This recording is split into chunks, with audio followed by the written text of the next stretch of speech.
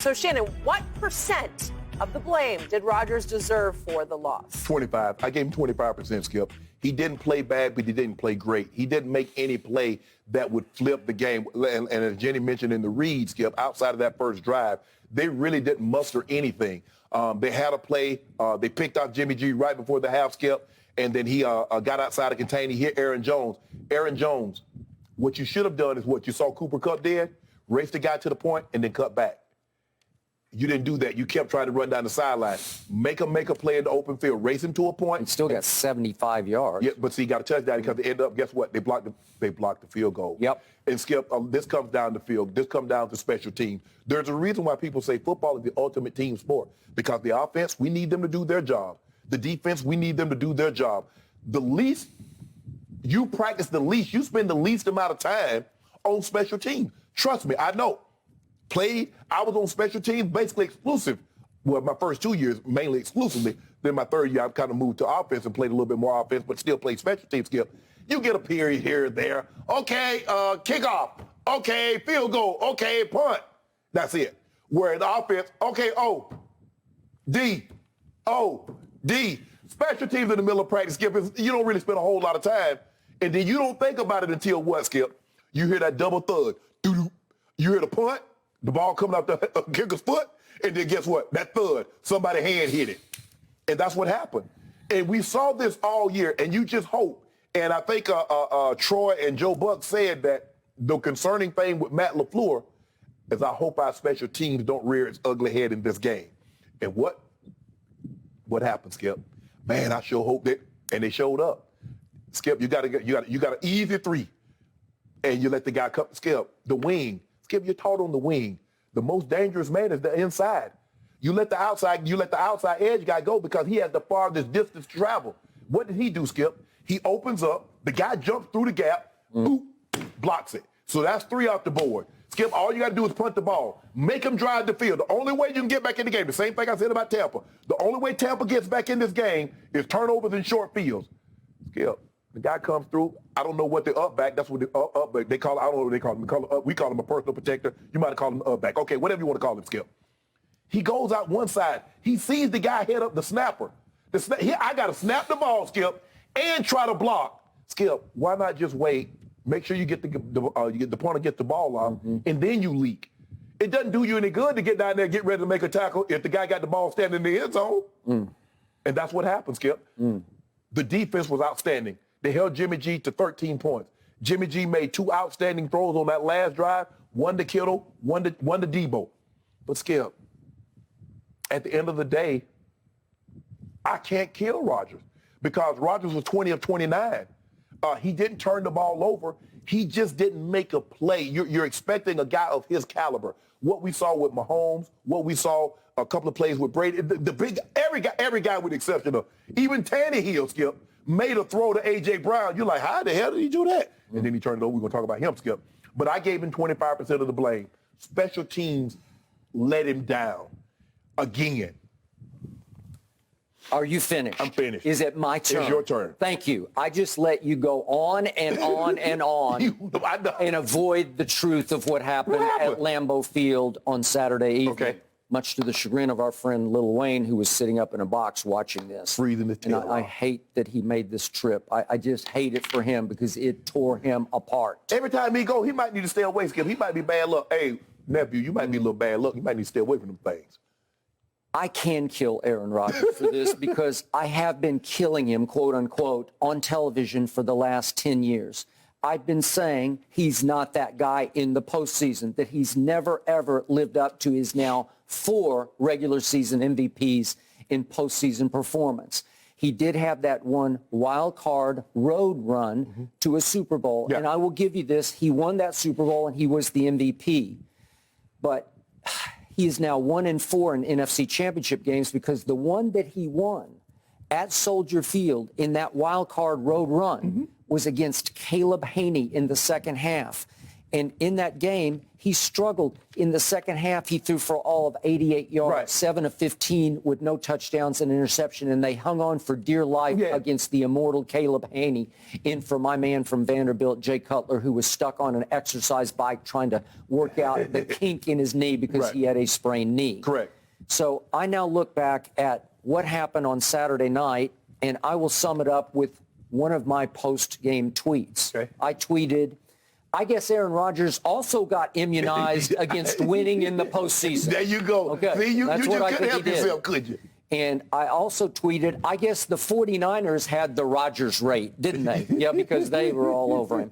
And I also tweeted that I guess Aaron Rodgers did become the Jeopardy host that he wanted to be, only in playoff games, because every playoff game for Aaron Rodgers is double Jeopardy, correct? And in the end, since that long ago, far away Super Bowl run, he's now 7-9 in the postseason. 7-9. And I'm going to go off this game. I'm going to give him 75% of the blame because he had the better team. He had the healthier team. He was playing at home with number one seed home field advantage to the Super Bowl. And you had your late chances to put this game away, and you did not do it right on cue, actually predictably, which is why the other thing that trended after the game was Aaron Rodgers, not my nickname, but I wish I'd thought of that because that's basically what I've been calling him for 10 years on TV. He is a fraud in the postseason. He is overhyped and completely overrated in the postseason.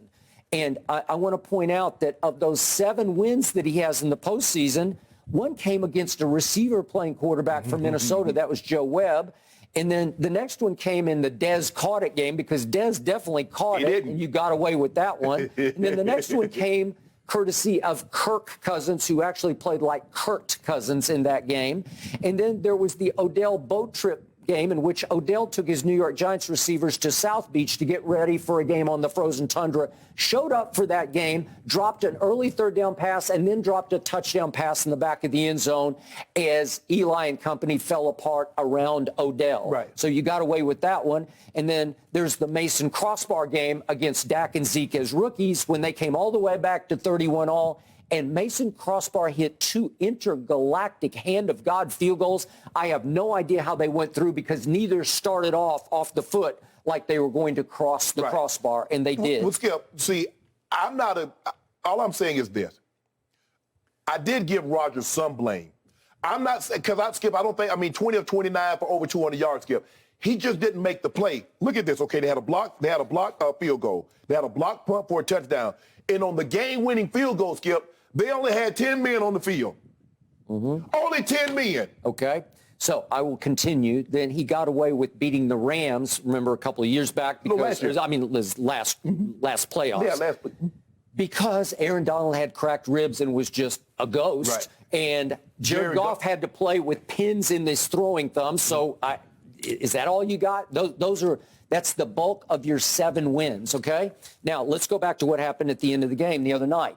Okay, so they're up 10-3. Green Bay at home is up 10-3, and you give Aaron bleeping Rodgers the football with 6:10 left. And let's see what happened in that series. You're 1st and 10 at your 21, and he hands it off to Aaron Jones, who gets just 2 yards and gets thrown backwards. And then next play, you go to Devontae, incomplete, low and outside, not a good throw. And now on 3rd down, you get sacked. So what are you supposed to do with that one? You wind up 4th and 19 from your 12, and thud, right? Thud happens off the foot and off a hand into the end zone, touchdown. Okay, so you immediately get the ball right back. Now it's 4:36 left, and you're tied. You're Aaron bleeping Rodgers. Right. You're about to be a 4-time MVP in this league. Right. You are a transcendent thrower of the football, says Shannon Sharpe. Okay. Yes. 1st and 10 at your 29. Let's see what happened, shall we? 1st and 10. He scrambles to his right, and he throws incomplete because he just throws it out of bounds. But they have an ineligible man downfield, so now you're 1st and 15. What does he do on 1st and 15? He just flips it to Devontae, and that's about all he ever does to Devontae. You just flip it to him, and then he throws to Randall Cobb, the guy he wanted back, and that's incomplete. And then he just throws pass and prayer. No, take Lazard. This is passing a prayer. Passing a prayer. Guess who to 17? Devontae. Skip. But he had predetermined because you run the post one side, but you're running the over on the back side. All he had to do, if he hadn't predetermined, he got Lazard. Lazard's going to score. Okay, so that's your guy. That you gave him the ball back Yes. with 4:36 left, plenty of time to go do something to win the football Yes. game, right? Yes. And he not only did he not do that, but all of a sudden San Francisco gets the ball back and he gets outplayed down the stretch by Jimmy G. Yeah. Not in QBR. Aaron's QBR was 19, which is pretty pathetic. I know a guy had a worse QBR than that. Well, I know a guy who had a worse QBR than Brady did, and that was Jimmy G, who has now beaten Aaron Rodgers the last 2 times he's played him with pathetic numbers. But when it was time to make clutch throws, you already pointed it out. He hit Kittle for 12, and he hit Debo for 14. And then if we could see the play of the game comes down to 3rd and 7 at the Green Bay 38. And guess what they do? They tried to run Debo a couple times in a row, and they just give it to Debo again, and he just says, I'm going to get this. He just ran for 9 yards on 3rd and 7. Ball game. Jair Alexander has a hurt shoulder. Okay. If a guy has a hurt shoulder, what are we going to make him do? We're going to make him tackle. Now, if we go back and run this, watch what he tries to do. He ain't bringing that hurt shoulder. I'm going to put the left one that's healthy. I ain't bringing that right one. So anytime I know you got an injury, I'm going to make you tackle. Make him tackle. You see? Skip. You see? You see? I ain't going to, I'll make you tackle. That's what you do. If I know a guy's injured, you better not have a hurt shoulder. Debo was Deboing people. Skip, he was just Deboing people. I've never seen anything like Debo. No. I'm not saying he's the best receiver ever, but when you combine, look, Skip, and we've seen the guy, Cordell Patterson. Skip, he's like that, but he's not the receiver I that don't think Debo he's is. Beastly. I don't think he's quite as physical. Cordero is not like this guy. But Skip, in the return, the punt game, he can do it all. But Debo, Skip, I mean, he's the running back. He's literally, and Kyle was talking about him after the game, saying, yeah, we can put him back there on kickoff, we can put him on punt, we can hand him the ball, we can throw him the ball. Yeah. It's easy to call plays for him because sometimes we just put him back there and you punt it to him. I ain't got to call anything for him. He just do what he does. To finish this off, just for posterity's sake, Ain't no posterity. we have to see Aaron Rodgers versus Thomas Edward Patrick Brady Jr. last year in the NFC Championship. There you go. First and goal at the 8. What? Where the Lazardi just airmails him. 2nd and goal. Devontae, are you there? Devontae, airmailed. What? What was that? 3rd and goal. Maybe you should run, Aaron, run. No, he forces it back to Devontae, double covered at the goal line. And all of a sudden, his young coach says, I've seen enough. Let's just take a field goal to make it 31-26. You did? And I didn't mention, what about that fumble by Mercedes Lewis at the 49ers 42? All I know is he's the quarterback. Yeah. He's the MVP. He had his chances. He had the ball in his hands, 2 late chances, and went backwards. I'm glad you said that. So he's the quarterback, right? So is Tom Brady the quarterback of the Buccaneers? We're talking about Aaron Rodgers, the most overrated, overhyped quarterback in the postseason ever. Skip. He's the most accomplished, transcendent, that I use credentialed quarterback that comes up small and consistently in big moments. Thank you. Skip, I'm conceding that. I'm not arguing that. I'm not here to debate that. Skip, you don't see me shed no tears that he lost, considering the way he's been this year, the smugness and people trying to count. Hold up, people trying to silence me. Skip, you call every week and be on Pat McAfee. You just talked to ESPN for 28 minutes. How somebody silence you? They picked up the phone and you answered. You talk. So how somebody silencing you? Maybe he should have been studying. Aaron, that's what they called him back. That was trending for a while. Aaron, too, because, he spit that conspiracy theory. Skip, I'm not even disappointed. And now he's doing his usual off-season sympathy plea. Ain't no sympathy. Right? Ain't no sympathy. I don't know. Maybe I'll quit or maybe I'll ask for a trade. I don't know. I don't care what you do. And I think a lot of Packer fans are ready to just say, go on, leave. Yeah.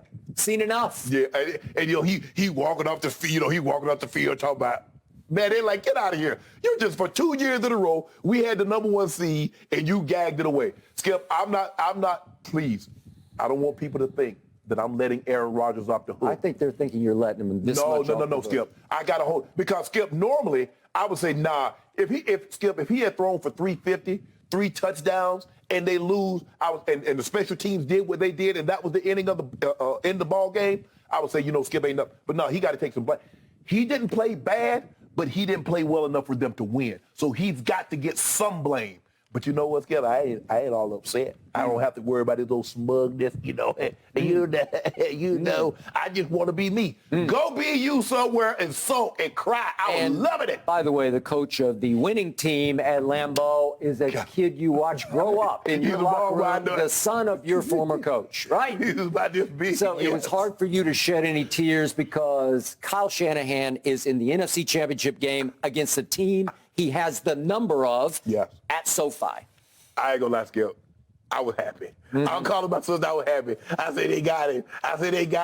They got him. They got him good. Yep.